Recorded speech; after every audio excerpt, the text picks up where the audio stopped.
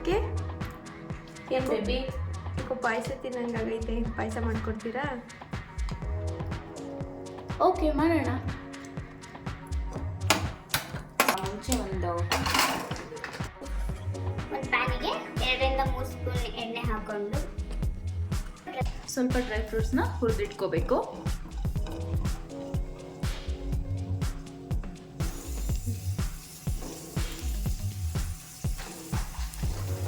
ಸಾಕಾ? ಸ್ವಲ್ಪ ಫ್ರೈ ಆದಮೇಲೆ ಒಂದು ಬೌಲಿಗೆ ಎಕ್ಸ್ಟ್ರಾ ತೆಗೆದಿಟ್ಕೊ. ಸೇಮ್ ಪ್ಯಾನ್ಗೆ ಸ್ವಲ್ಪ ಬಟರ್ ಹಾಕ್ಕೊಂಡು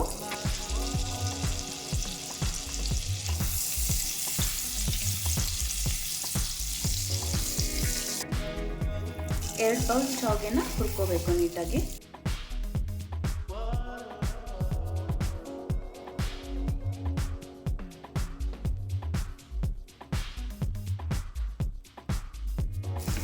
ಶಾವಿಗೆನ ನೀಟಾಗಿ ಲೋ ಫ್ಲೇಮಲ್ಲಿ ಇಟ್ಕೊಂಡು ಸ್ವಲ್ಪ ಬ್ರೌನ್ ಕಲರ್ ಬರೋವರೆಗೂ ಹುರ್ಕೋಬೇಕು.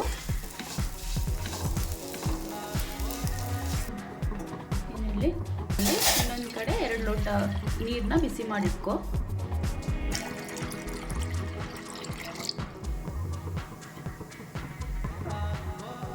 ಶಾವಿಗೆ ಫ್ರೈ ಆದಮೇಲೆ ಸೇಮ್ ಅಳತೆಗೆ ಶುಗರ್ನ ಹಾಕೋಬೇಕು.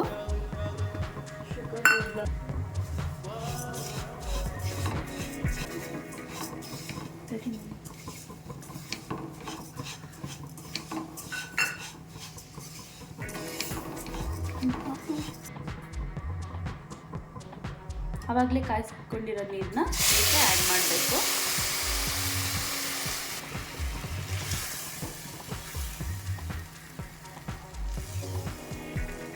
ಅದಕ್ಕೆ ಮಿಲ್ಕ್ ಅಲ್ವಾ ಹಾಕಬೇಕಾಗಿರೋದು? ಮಿಲ್ಕ್ ಆಮೇಲೆ ಹಾಕ್ಕೊಳ್ಳೋಣ. ಇವಾಗಲೇ ಹಾಕಿದ್ರೆ ನೀನು ತುಂಬ ಮಿಲ್ಕ್ ಹಾಕಬೇಕಾಗುತ್ತೆ. ಲೈಕ್ 2 ಲೀಟ್ರ್ ಆದರೂ ನಿಂಗೆ ಸಾಲಲ್ಲ. ಹಾಗಾಗಿ ನಾನು ಸ್ವಲ್ಪ ವಾಮ್ ವಾಟರ್ ಹಾಕ್ಕೊಂಡಿದ್ದೀನಿ.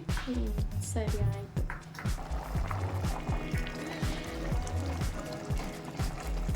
ಶಾವಿಗೆ ಈ ಥರ ಅರ್ಧ ಮುಕ್ಕಾಲು ಭಾಗ ಬೆಂದಾದಮೇಲೆ ಮಿಲ್ಕ್ನ ಆ್ಯಡ್ ಮಾಡ್ಕೊಳ್ಳೋದು. ಇವಾಗ ಇದಕ್ಕೆ ಅರ್ಧ ಲೀಟ್ರ್ ಹಾಲನ್ನ ಆ್ಯಡ್ ಮಾಡ್ಕೋಬೇಕು.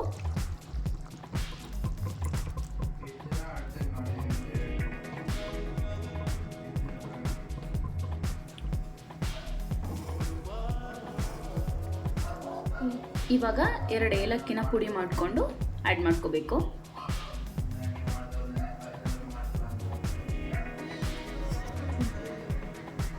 ಏಲಕ್ಕಿನ ಆ್ಯಡ್ ಮಾಡೋದ್ರಿಂದ ಹೆಲ್ತ್ಗೂ ಒಳ್ಳೆಯದು ಆ್ಯಂಡ್ ಫ್ಲೇವರ್ ಕೂಡ ತುಂಬ ಚೆನ್ನಾಗಿ ಬರುತ್ತೆ.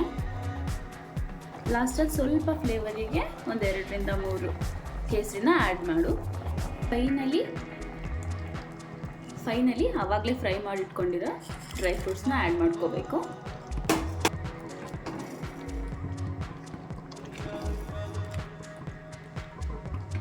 ಫೈನಲಿ ಶಾವಿಗೆ ಪಾಯಸ ರೆಡಿಯಾಗಿದೆ.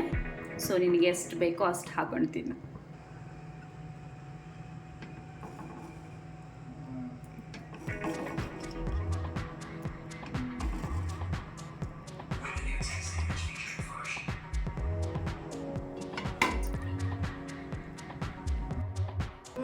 ಅದಕ್ಕೆ ಟೇಸ್ಟ್ ಮಾತ್ರ ಸೂಪರ್.